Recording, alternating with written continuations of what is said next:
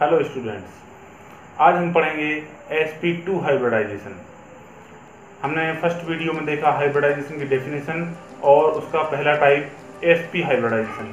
जिन्होंने वो वीडियो नहीं देखा है पहले वो पहला वीडियो देख लें, इसके बाद ये सेकंड वीडियो कंटिन्यू करें। तो आज हम पढ़ेंगे हाइब्रिडाइजेशन का दूसरा टाइप sp2 हाइब्रिडाइजेशन।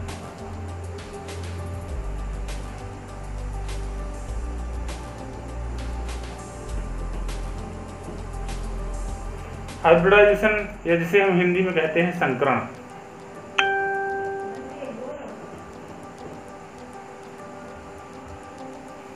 जैसे कि हम पहले बता चुके हैं कि हिंदी मीडियम के लिए वीडियो है, इसीलिए हम टोटल हिंदी में आपको समझाएंगे।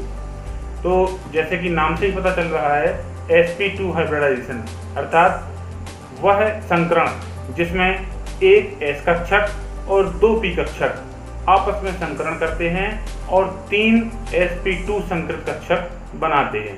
तो ये किस प्रकार से होता है इसे हम समझते हैं। मान लीजिए ये एक s कक्षक है,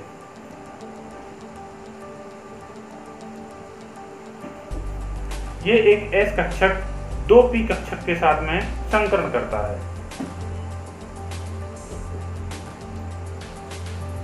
ये दो p कक्षक हैं और जब तीनों में संकरण होता है तो इसके फलस्वरूप 3 संकृत कक्षक बनते हैं जिन्हें कहते हैं हम sp3 sp2 संकृत कक्षक। इस प्रकार से 3 कक्षक बनते हैं sp3 संकृत कक्षक, जिनके मध्य में जो कोण होता है वह 120 अंश का होता है और जो आकृति होती है वह आकृति होती है त्रिकोणीय।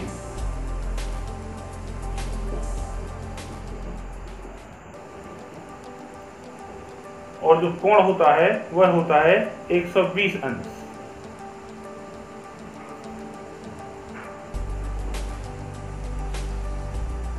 इसे हम एक उदाहरण से समझने का प्रयास करते हैं और इसका सबसे सामान्य उदाहरण है C2H4।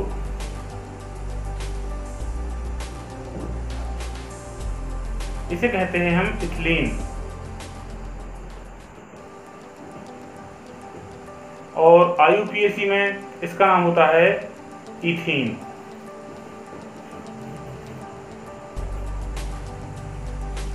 इसमें क्या होता है, जो कार्बन होता है इसके कार्बन में sp2 संकरण पाया जाता है। तो हम देखते हैं कार्बन में 6 इलेक्ट्रॉन होते हैं, 1s2 2s2 2px1 2py1 और 2pz0। 1s में 2 इलेक्ट्रॉन, 2s में 2 इलेक्ट्रॉन, 2px में 1 इलेक्ट्रॉन और 2py में 1 इलेक्ट्रॉन। 2pz कक्षक जो होता है वह खाली होता है, किंतु जब यह परमाणु किसी अन्य परमाणु से संयोग करने के लिए तैयार होता है तो यह ऊर्जा ग्रहण करता है और इसका जो 2s का इलेक्ट्रॉन होता है वह उत्तेजित होकर 2pz में चला जाता है।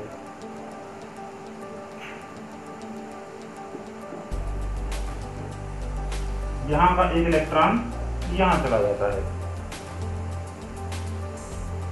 इस स्थिति में जो अवस्था होती है उसे कहते हैं उत्तेजित अवस्था और प्रारंभ की जो अवस्था है उसे कहते हैं सामान्य अवस्था। उत्तेजित अवस्था में जब परमाणु आता है तो इसके पश्चात इसमें संकरण होता है और चूंकि हम बता चुके हैं कौन सा संकरण है, ये sp2 संकरण। तो एक s कक्षक और 2 p कक्षक, ये तीनों कक्षक आपस में मिलकर संकरण करते हैं और 3 संकृत कक्षक बनाते हैं।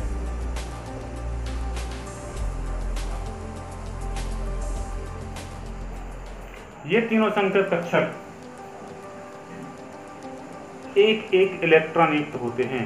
तीनों कक्षकों में एक इलेक्ट्रॉन होता है। उठाना रुमाल। Thank you.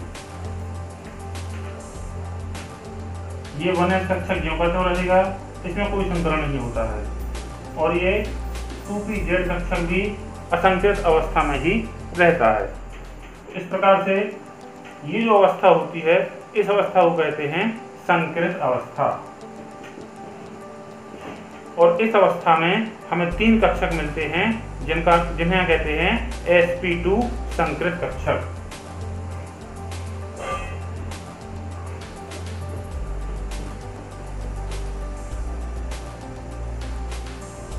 इस प्रकार से sp2 संकरण होता है, जिसके फलस्वरूप 3 संकृत कक्षक बनते हैं। अब इन्हें हम बना के दिखाते हैं आपको।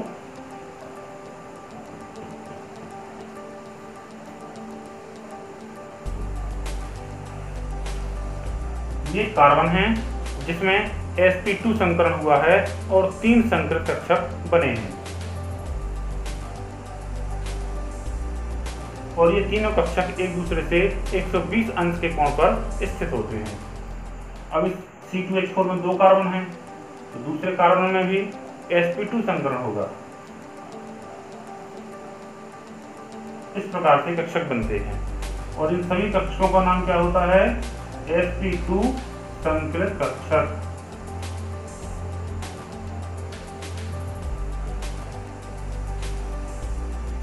अब इनमें से 2 कक्षक तो आपस में अतिव्यापन कर लेते हैं और सिग्मा बंध का निर्माण करते हैं, और शेष दो कक्षक होते हैं, ये हाइड्रोजन के 1s कक्षक के साथ अतिव्यापन करते हैं, जिसके फलस्वरूप 4 बंधों का निर्माण होता है।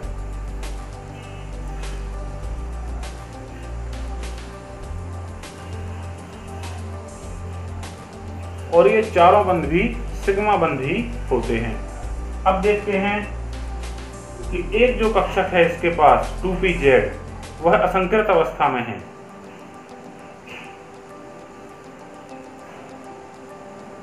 यह है 2pZ। तो एक कार्बन का 2pZ कक्षक दूसरे कार्बन के 2pZ कक्षक से पार्श्व अतिव्यापन करता है, जिसके फलस्वरूप पाई बंध का निर्माण होता है।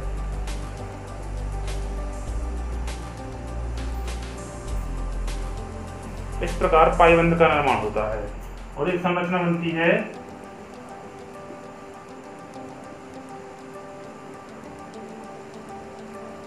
इस प्रकार से। तो इस प्रकार हमने देखा sp2 संकरण क्या होता है, इसके फलस्वरूप कौन से कक्षक बनते हैं, उनका आकार क्या होता है, उनके मध्य में बंध कोण का मान कितना होता है, जिसे हमने एक उदाहरण C2H4 के माध्यम से समझा। तो मुझे विश्वास है कि आपको sp2 संकरण बहुत अच्छी तरह से समझ में आ गया होगा। अगले संकरण के लिए मिलते हैं अगले वीडियो में। धन्यवाद।